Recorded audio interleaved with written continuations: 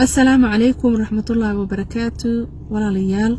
عوضة فرينتان waxay ku socotaa jamhuuriyadda barakeysan ee Somaliland wala liyal caaw waxaan idin wadaa arin qatar ku ah amniga Somaliland oo idinkaga imaanayso dhinaca Soomaaliya qaasatan kooxdii farmaajo oo siyaasadda looga guuleystay marka walaalayaal waxaan soo ogaaday waxa jiro wiil oo dawladda u shaqeeyo oo qaraabanahay oo isku beelnahay qaraabo ma lihin isku beelanahay marka oo ila wadaago wax walba oo mtaqana xog oo dawladda ku soo siyaado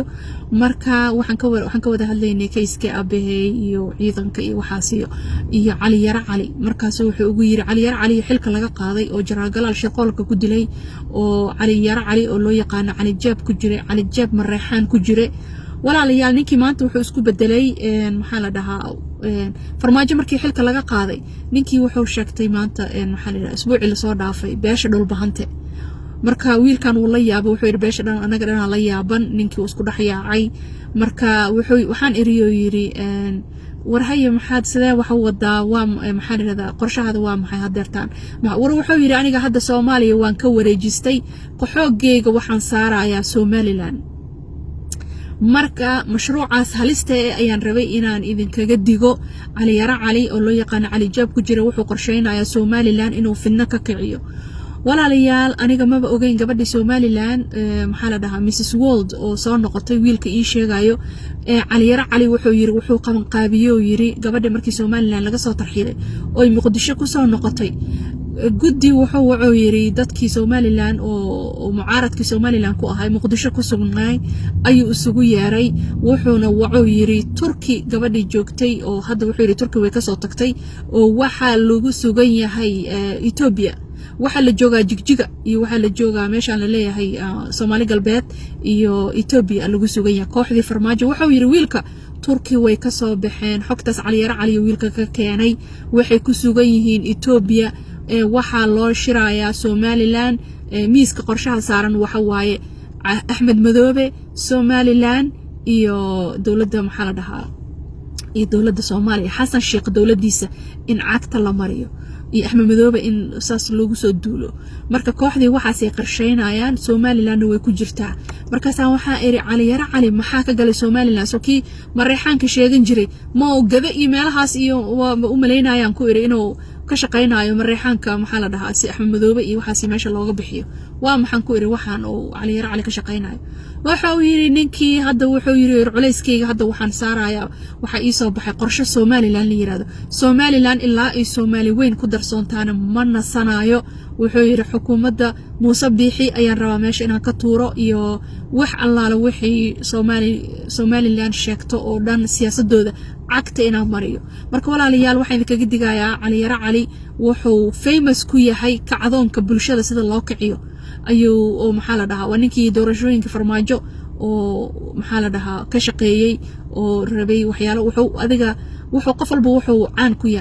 ku yahay kicinta bulshada isku dirka beelaha iyo maxaa la dhahaa beelaha iyo waxaas si la sugu diro dadka madaxa la sugu geliyo iyo propaganda machine waa ala kulli xaal marka wiilkan wuxuu ii sheegayaa wuxuu yiri kooxdii hadda waxa lagu sugan yahay gabar wuxuu yiri liiraado Nimco Abwaan Qorane iyo wuxuu wacay ninkan kaleeto la leeyahay waxa la yiraahdaa Cabdirasaaq Teera wuxuu sheegtaa investigator reporter inuu yahay waa ninkii ku soo caayay ka sameeyay documentary Xasan Sheekh oo yiri lacagtii wadanka uu cunay waagii 2012 ka madaxweynaha ahaa ilaa 16kii wuxuu yiri Sheekh Shariifna sidoo kale lacagtii hantidii wadanka ay cuneen waxyaalahaas oo marka ku dooda wuxuu sheegaa Somaliland inay tahay SNM dad xun iyo waxaas iyo been iyo propaganda Somaliland wuxuu yiri cadawaan jirina dadka loogu sheekeeyaa waa soo gelinaya wixiis asagoo ka hadlayo marka ala kulli xaal Cali Yara Cali wuxuu yiri dadkaas oo maxaa la yiraahdaa soo kiciyay dadkii walaalayaal Muqdisho ma tagi karaan kooxdii Turki joogtay way cabsanayaan oo waxay gabadha la leeyahay Nimco Abwaan Qorane waxay ku doodaa in Fahd baalkii la dhahay Mahad Salaad iyo Saadiq John waxay tiri Muqdisho iigu hanjabay waan ka cabsaday waan soo carar Turki joogtay hadda kooxdii walaalayaal bishii la soo dhaafo ii sheegay wiilka November ilaa hadda waxa lagu sugan yahay meesha Ethiopia marka qorshahaas idinkaga digayaa marka waxa loo xil saaraa la yiri sheekada inay fuliso ee kacdoon Somaliland ka bilowdo Mrs World gabarta leeyahay aniga hadda kor waa ka soo hadlay Mrs World gabarta leeyahay inay tahay jaajuusad farmaajo u shaqeyso inay tahay maxaa la dhahaa xubin ka tirsan maxaa la dhahaa nisadii farmaajo marka caawa waxaan idin la wadaagayaa xog kaleento gabar mareexaana oo maxaa la dhahaa oo kooxdii farmaajo iyo waxa si taabacsan oo taageersan bal xogtan ay ka soo gudbinayso Mrs World walaalayaal dhageysta baa soo baxay war cusub aan hore loo ogeyn ayaa soo baxay oo gabadha sidii la moodayay inay meelahaas isku sawirto oo isqaaqaawiso oo iskala warwareejiso ma ahan buu yiri wax sir ka weyn ayaa jirtu yiri gabadhan waa gabar la soo diray buu yiri haddii airportka laga wuxuu yiri markii hore laga celiyay maxaa mar labaad in ay ababa jigjiga dhuloo dhan soo jafto oo kadibna ay timaado Hargeysa ku qasbay wuxuu yiri waxaad moodaysaan umay iman gabadhu ninna umay iman gabadhu shaqo qaran ayay u timi oo haysay dawladda Muqdisho ayuu yiri marka wuxuu ku leeyahay khadar gabadhan waxay haysataa kaarka NISA sirdoonka Soomaaliya kaarka NISA ayay haysataa buu leeyahay Mrs World kursi ayay ku leedahay hay'adda NISA kursigaasna waxaa uu ku leeyahay farmaajo xilligii uu madaxweynaha ahaa ayuu ku daray NISA dhalinyaro badan oo YouTuber ah oo lagu daray oo la iska dhayalsanayo ayay ku jirtaa oo TikTok-yada iyo meel kasta jooga marka dhul dhan bay maraysaa gabadhan waa sirdoon buu ku leeyahay marka wuxuu ku leeyahay sir bay rabtay inay qaado hana dhayalsanina waa tii uu yiri Turkiga loo soo diri jiray oo Yuhuudda u soo dirtay shimbir ayaa sir qaadaysay buu yiri maxaad moodaa qof bile aadan ah oo nool oo xay ah marka waa gabar ha isdhihin uu yiri gabadhan gabar waxa weeye sirdoon ah buu yiri oo NISA ka tirsan waa ogeydeen buu yiri dawladii farmaajo say u taageeri jirtay حتى doorashadii ay ka qayb gashay wuxuu yiri say u qaylinaysa waa ogeydeen marka waa gabadhan waa xubin ka tirsan NISA oo uu farmaajo ka dhigay NISA oo uu ku daray NISA marka wuxuu yiri tan kale ee gabadhan looga sii shakiyay waxay tahay iyadoo shakigaas hore la qabo oo de wuxuu yiri waxa jira maxaan ku iraahdaa ishak sirdoono iyo eelaada Somaliland oo meel kasta u jooga marka sirtaas iyadoo markii hore la soo gudbiyay ayaa wuxuu yiri iyadoo taleefankeedii gacanta lagu hayo ayaa yiri sheeg numberka way diiday waxay u diidaysana meesha waxba ku jiray markii la qasbay oo ay sheegtay numberkana waxa soo wacay yiri nin dawladda Soomaaliya ka tirsan oo xubin culus ka haya oo ay dad isu xigaan oo ilma adeero ay yihiin oo la yiraahdo cali baa soo garaacay buu yiri taleefankeeda oo soo wacay marka wuxuu yiri gabadhan saad u maleynaysaan ma aha gabadhan sirdoon bay ahayd meelo badan ay wareegi jirtay dhul badan ay tagtay waana sirdoon waana waxbay xuuraaminaysay waxbay baaraysay waxbaa loo soo diray meeshana wiil ay u timi ma jiro marka walaalayaal gabadhii waa kaasa waad maqasheen oo gabadhan kale ay qaranayso ay leedahay waa sirdoon Somaliland waxa dhowr jeer laga celiyay waxa gabadha oo maxaa la dhahaa TikTok iyo waxaas ku shaqaysato sidee ku heshay inay saas u dhoofto ay diyaarado private jet ay raacdo ay diyaarado private ay raacdo ay maalin walba Ethiopia ka degto ay Turkey tagto meel walba tagto maxaa xagee ka keentay waxaas oo dhaqaale gabadha walaalayaal waa nimco abwaan qoran oo kaleento waxay ku shaqaystaan kaarka oo dawladda haystaan meelaha ku marmaraan oo farmaajo hadda kaar dawladda waa laga qaado ma haystaan laakiin dhaqaalan ka hadlaya lacagtii wadanka laga xaday ayaa gabadhan la siiyaa marka waa xubin ka tirsan sirdoonka Fahad Yaasiin iyo farmaajo oo argagixisadana la shaqeeyo marka gabadhan markii xamar loogu dhigay maxaa la dhahaa videogeedan fiirsanayay oo wiilka ii soo diray waxay ku hanjabtay in ay Somaliland ku noqon doonto in maxaa la dhahaa ay Somaliland ay illa Somali weyn ay kamid noqoto ay wan noqoto aynan fadhiisanaynin ayay ku hanjabtay marka waa li soo socda marka waxaan idinkaga digayaa cali yara cali dhinaciino soo aaday focuska Somaliland ay saaran tahay waxa waa Ethiopia jigjiga la joogaa meeshaas duulaan laga soo qaadaya meeshaas waxa dadka waxa waa indha shareerka qabo isqarqarinayo waxa dadka inaad baartiin marka dadka borderka jooga Somaliland security-gooda waxa idinkaga digayaa waa lagu soo wajahan yahay kooxdii farmaajo waxa lagu yaqaanay argagixisada al-shabaab si toos u la shaqeyn jireen marka wayna ku soo cadaatay beesha caalamka ku soo cadaysay marka walaalayaal waxa idinkaga digayaa gabadhan waxa waaye maxaa la raada sirdoon Soomaali u shaqeyso gabadha la leeyahay Mrs World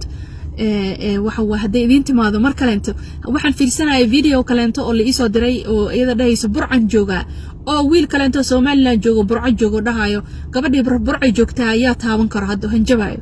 marka walaalayaal waa kaasa waxay rabtaa inay ka kiciso markii la qabtay Somaliland la soo tarxiilay airportka Somaliland lagu qabtayna oo tuuganimo ay ku soo gashay dhuumasho markii la qabtay sirdoonkii Somaliland oo wareysi laga qaaday ay diiday telefoonka ay ku dooday masuuro anshax xumo meesha igu jiro bal anaga aqligeena ku ciyaaraysa naag anshax xumo looga bartay inay tiraahdo telefoonkayga masuuro qaabana igu jiro bal waa naag qaabnaa jirto waligeed meesha oo maxaa la dhahaa anshax xumo iyo balaayo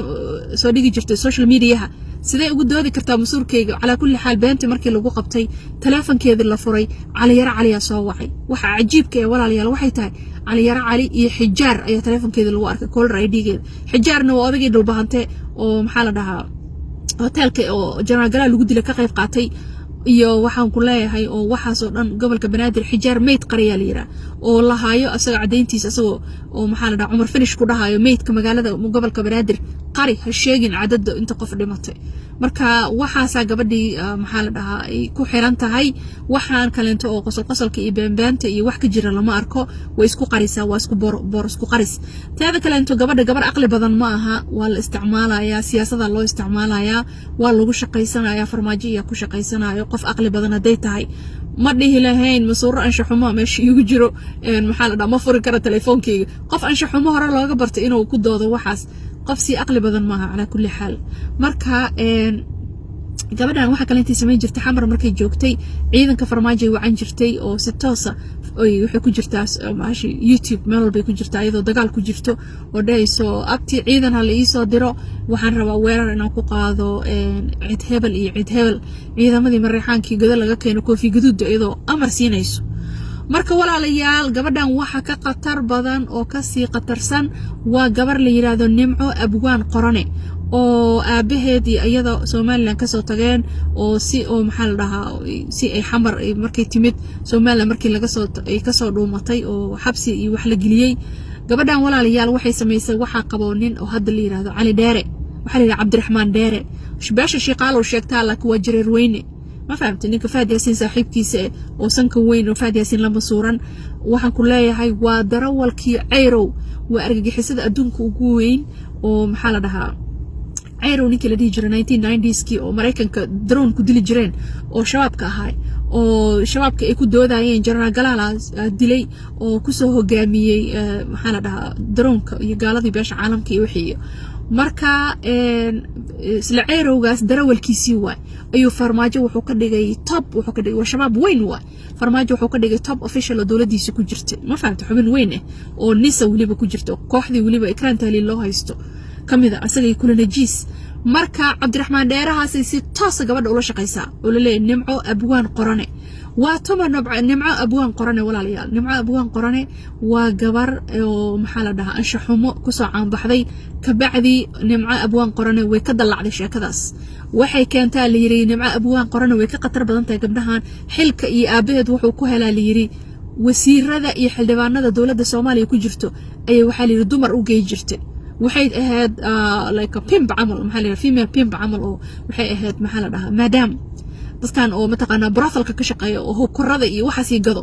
gabdhay waxa la yiri soo wade waxa la yiri gabdho badan ay saaxiib la tahay iyo gabdho jirjin iyo balaayo aruursatay waagay meelaha ka shaqeey jirtay gabdhihii waxa la yiri waxay u geynaysaa xildhibaanada iyo wasiirada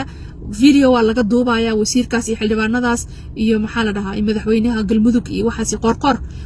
waxa la yiri gabar ay u geysay filan laga duubay fara laga haya ma hadli karo saasoo farmaajo oo jaajuus ugu yahay kii kale inta xundubay mid la dhahayo fara laga qaada asagana xataa video waa laga duubay dad badan ala kulli xaal oo dawladda ku jirta saasoo kale inta waxa lagu hayay maxaa la yiraahdaa video laga duubay ee gabadha nimca abwaan qorane waxay xilka ku heshay ninka mahdi guuleed leeyahay markii dambe u geeyay farmaajo markuu u geeyay ka bacdi gabadha sida xil ku heshay diplomat passport abalisi ma fahamtay diplomat passport bal maqof ayada iyo ninka la leeyahay Cabdirasaaq Teerana waa nin farmaajo oo abti u yahay ninkaas waa nin ay ka go'antahay cadawtinimada Somaliland aad iyo aad u nacab yahay oo waxa waaye isku dirka beelaha iyo waxaas uu ka shaqeeya asagana wuxuu sheegtaa investigator reporter inuu yahay bal ila dhageyso walaalayaal waa kuma ninka la leeyahay Cabdirasaaq Teera markuu ugu horeyso maxaa la dhahaa taariikhdiisa dad Somaliland jooga ay ka soo sameeyeen documentary tusamma aan ku lahayn dalka qodobada warka hadii afartan jirkan ka madaxa banaana dagaaladii sokeeye ka dhacay dalku maadaama uu lahaa muuqaal taariikh xun iyo tusamma aan ku lahayn dalka ayaa damacsan inuu samaysto taariikh fac weyn oo waqti xaadirkan lagu xasuusto saxafigan caanka ayaa waqtigan ku nool dalka Tuuriga halkaas oo fariisinkiisa waqtiyada habeenkii waxaa laga caweeyaa goobaha lagu kulmo iyo hoteelada waaweyn qaarkood saxafigan oo caan ku ah inuu cagaha ku sii qaato qof kasta oo mihnad saxaafadeed oo dhammaystiran lahayn ama aan ahayn waayarag saxaafadeed oo dhammaystiran ayaa caan ku ah muddooyinkii ugu dambeysay urursiga iyo xaglinta dhalinyarada aan aad u fahansanayn nidaamka iyo sharciga iyo kala dambeynta dowladnimo ee mihnada saxaafadda ku cusub marka walaalayaal ninkan la leeyahay Cabdirasaaq Teera waxa kale oo ku soo caan baxay waa kicinta bulshada sida Cali oo kale ayuu bulshada Somaliland u kicinaya wuxuu ka sameeyay documentary oo leeyahay Somaliland shacabkeeda waxay ku jiraan gacan beray ku jiraan waa la gumeystaa xukuumadda SNM iyo waxaas ku diganaya jabhadii SNM oo si xun u cambaarayna bal ila dhageysta walaalayaal shaki kuma jiro in mujtamaca Somaliland isku si samatabbixin doonayaan qaati waxay la joogaan nolol rajadeeda nacal lagu mataanshay kala sarraysiin iyo koox kali tanaaday ganacsato tiro yar oo ka hodantay raashimo dheedkoodu dhacay dawooyin falsa shacabku waxay wehel u yihiin sharci indhaha sharoota loogu xiray boolis liibiyaan matalaya cadow aan la arkayn oo iska eega la leeyahay warbaahinta meesha ka jirtaana waa laba mingirifon oo isku si u soo tabinaya hay'adsiiska badeecadaha dhacay iyo kelmadaha malaawaalka ee kuwa mujtamaca afduubay ay ku qowlayaan dunida oo idiloo haatan hal qol ku wada jirta waxaan dadweynaha Somaliland ka diimoonay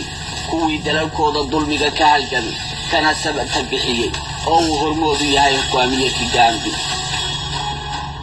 20 sanadood kadib Somaliland bulshada ku nool waxay isaga weydiinayaan maxaa loo dagaalamay maxaa la soo maray sidee wax noqdeen xagee loo socdaa iyo hadafka jabhadii SNM sida miyuu ahaa